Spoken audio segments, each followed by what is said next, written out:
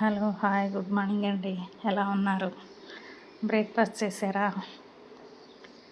ఈరోజు మా బ్రేక్ఫాస్ట్లో చపాతీ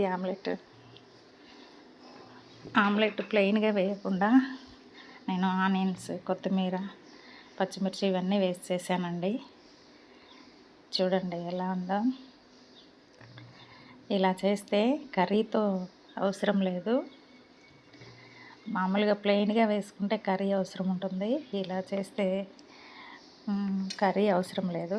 చాలా బాగుంటుంది, టేస్టీగా ఉంటుంది. మీరు కూడా ఇలాగ ఒకసారి ట్రై చేసి చూడండి. నేను ఇందులో అన్ని రెసిపీల్లో కొత్తిమీర ఎక్కువగా యూజ్ చేస్తాను, హెల్త్కి మంచిదని. మీరు కూడా అలాగా యూజ్ చేసుకోండి, చాలా మంచిది. చూడండి ఎలా వచ్చిందో. ఎందుకండి చాలా బాగుంటుంది.